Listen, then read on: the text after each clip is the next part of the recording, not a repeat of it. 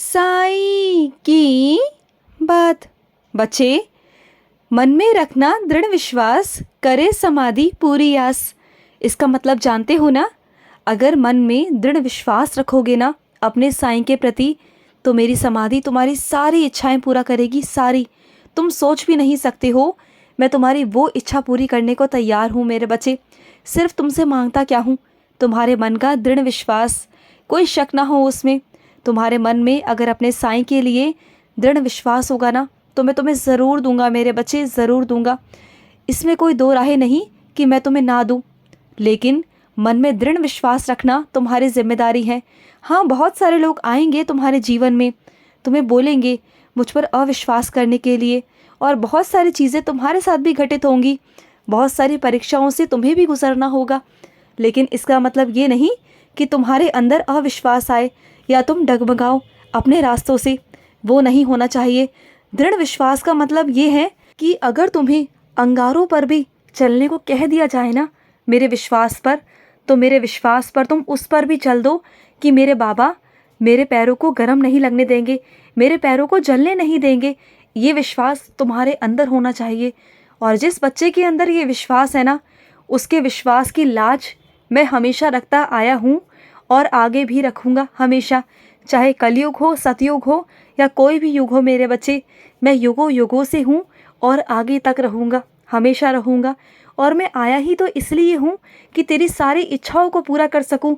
लेकिन कुछ मेरे बच्चे ना चाहते हैं कि बहुत जल्दी से उन्हें सब कुछ मिल जाए, लेकिन ऐसा नहीं होता ना मेरे बच्चे। तुम अगर मेरे बच्चे बने हो तो तुम्हें मैंने ही तो चुना है ना।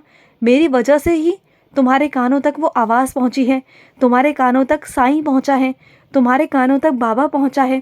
ऐसे ही नहीं पहुँचा ना मेरे बच्चे। अगर तुम्हारे कानों तक पहुँचा है तो इसका मतलब मैं तुम्हें देना चाहता हूँ। तभी तो तुम मेरे बारे में जान पाए हो, तभी तो तुम मेरा पारायण कर सकते हो, तभी तो मेरी साईं चालीसा पढ़ सकते हो। वरना मेरे बिना आदेश के तो कोई मेरे बारे में जान भी नहीं सकता। मैं तुम्हें देना चाहता हूँ मेरे बच्चे। बस हाँ, मुझसे जुड़ने के बाद तुम्हारी कुछ परीक्षाएं होती हैं जिसे तुम्हें पूरा करना होता है। और जैसे ही उन परीक्षाओं में तुम उत्तीर्ण हो जाते हो ना, तो मैं तुम्हें वो दे देता हूँ जो तुम्हारी इच्छा है। बल्कि ये कहूँ कि तुम्हें उससे भी ज़्यादा, उम्मीदों से ज़्यादा इतना दूंगा ना कि कभी कमी नहीं आएगी।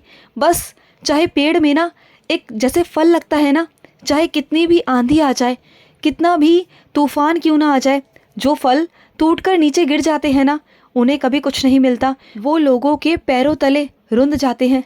लेकिन जो मेरे विश्वास पर उस पेड़ पर लगे रहते हैं ना, चाहे आंधी आ जाए, तूफान आ जाए, कुछ भी हो जाए, तो वो एक मीठा फल बनकर हमेशा सबको मिठास देते हैं, सबकी ज़िंदगी में खुशियाँ भरते हैं, मिठास भरते हैं। तो तुम्हें वही फल बनना है मेरे बच्चे। वही विश्वास मुझ पर दिखाना है कि साईं आने दो, आने दो परेशानियों को, आने दो मुश्किलों को, आने दो, मैं सामना करूँगा इसका। ये विश्वास तुम्हारे अंदर जिस दिन उत्पन्न हो गया ना, उस दिन तुम्हारे पास वो होगा जिसकी तुमने कल्पना भी नहीं की थी। बस वो विश्वास दिखा दो, फिर सब तुम्हें मिल जाएगा, सब तुम्हारे पास होगा। ये मैं तुमसे कहता हूँ। मैं अपने वचन में कभी झूठ नहीं कहता मेरे बच्चे। और मैंने जो ये 11 वचन दिए हैं ना, ये झूठे नहीं, ये असत्य नहीं मेरे बच्चे। इसका एक एक शब्द सत्य है, एक एक शब्द मेरे बच्चे। अगर इन शब्दों को, मेरे इन 11 वचनों को रोज़ अपने आप से कहोगे ना, ये 11 वचन मेरे लिए नहीं है, मुझे कहकर मत सुनाओ, ये तुम्हारे लिए हैं, ये मैंने तुम्हें दिए हैं वरदान स्वरूप में। इसे रोज़ पढ़कर अपने आप को सुनाओ कि मेरे बाबा का ये विश्वास है, ये मेरे बाबा ने मुझे वचन दिए हैं। और इन वचनों को खुद को पढ़कर सुनाओ, खुद को रोज़ याद दिलाओ कि हाँ, ये मेरे बाबा मेरे साथ हैं और मुझे मिलेगा, विश्वास रखूँगा मैं, मुझे ज़रूर मिलेगा। फिर देखो तुम्हारे विश्वास पर मैं कैसे खरा उतरूँगा।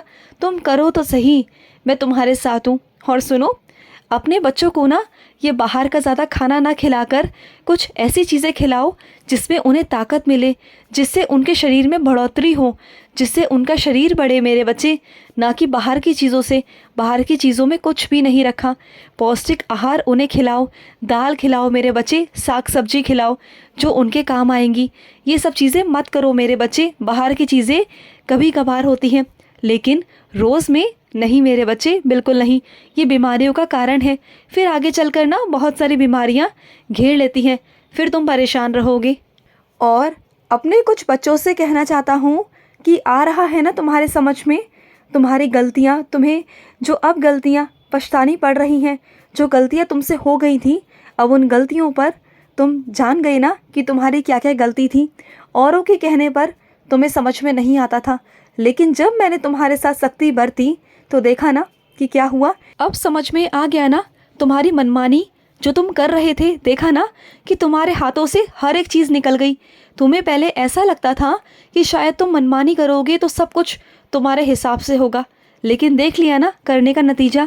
जो तुमने अपने मन मुताबिक किया उसका नतीजा तो तुमने देख लिया ना कि क्या हुआ। सब कुछ तुम्हारे हाथों से निकल गया था, सब कुछ। और एक बार तो सब कुछ ख़त्म होने के कागार पर पहुंच गया था, लेकिन ऐन मौके पर तुमने मेरे आगे प्रार्थना करी कि साईं बचा लो। तो देखो मैंने तुम्हें बचा तो लिया है इस बार, लेकिन आगे से वो गलती ना हो। अपने मन मुताबिक हर चीज़ें करना छोड़ दो। और जो तुम्हारे अंदर ये चीज़ें हैं ना कि मैं कर लूँगा, खुद से सब कुछ कर लूँगा, तो नहीं, खुद से तुम सब कुछ नहीं कर सकते हो। समझो इस बात को और आगे अब ध्यान देना। और सुनो, जिन लोगों से तुम्हारे बहुत पुराने रिश्ते हैं ना, जो तुम्हारे रिश्तेदार हैं, जो तुम्हारे सगे संबंधी हैं, हो सकता है कि तुम्हारे उनसे कुछ मन मुटाव हो, लेकिन है तो वो तुम्हारे अपने ना मेरे बच्चे। कभी कभार ही सही उनसे बातचीत कर लिया करो, क्योंकि वक्त का ना कोई भरोसा नहीं होता मेरे बच्चे कि ये वक्त कब किसके लिए समाप्त हो जाए। तो मन में ही बातें रह जाती हैं। जो बातें हैं ना उसे ख़त्म करो, मन मुटावों को ख़त्म करो और आगे अपनी ज़िंदगी को देखो। देखो हर किसी की ज़िंदगी में ना एक ऐसा पल होता है जब इंसान गुस्सा कर जाता है, कुछ बोल जाता है, लेकिन उसे ख़त्म करने में ही भलाई है। उसे पकड़कर बैठने में कोई मतलब नहीं बनता मेरे बच्चे, क्योंकि जैसे मैंने कहा किसी के भी पल का, उम्र का भरोसा नहीं कि कब समाप्त हो जाए। तो मन में बाद में पछतावा लेकर क्या फ़ायदा, बल्कि अपने रिश्तों को सुधार लो, बातचीत कर लिया करो। रोज़ नहीं कहता, लेकिन कभी कभी तो हालचाल पूछ लिया करो मेरे बच्चे, नहीं तो मन में ही रह जाएगा। और सुनो, तुम अगर अपने बच्चों को बाहर पढ़ने के लिए भेजते हो ना, तो थोड़ी उन पर निगरानी भी रखा करो कि वो कहाँ जाते हैं, क्या करते हैं, कौन से उनके मित्र हैं, वो क्या करते हैं। उन पर नज़र बनाए रखना ये तुम्हारा काम है, क्योंकि तुम माता पिता हो और तुम्हारी ये जिम्मेदारी है कि अपने बच्चों पर ध्यान रखो।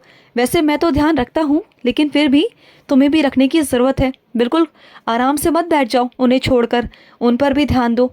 और सुनो, तुम आज कहीं जाने वाले हो, एक ऐसी जगह पर जहाँ पर मेरा ही रूप है, वहाँ तुम जाओगे।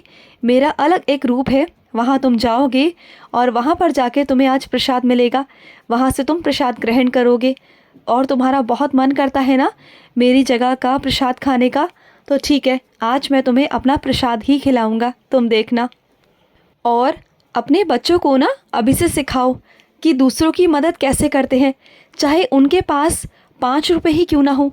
अगर वो 1 रुपया भी किसी को देंगे ना, किसी की मदद करेंगे, तो अभी से उनके अंदर ये अच्छी अच्छी आदतें आएंगी। तुम्हारी परवरिश उसमें झलकेगी मेरे बच्चे।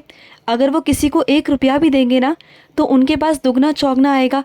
अपने बच्चों को ये सिखाओ, चाहे वो किसी भी मुकाम पर क्यों ना पहुंच जाए, लेकिन दान करना कभी ना भूलें, अन्नदान करना कभी ना भूलें, किसी की आत्मा को तृप्त करना कभी ना भूलें, किसी की मदद करना कभी ना भूलें। उन्हें ये भी सिखाओ, हर चीज़ सिखाई है, इतना सब कुछ सिखाया है तो ये भी सिखाओ। इससे मेरा बहुत सारा आशीर्वाद उस बच्चे पर रहेगा और मैं उसे दुगना तिगना दूंगा, बहुत दूंगा। खुश रहो। आज का रात्रि साई संदेश समाप्त हुआ।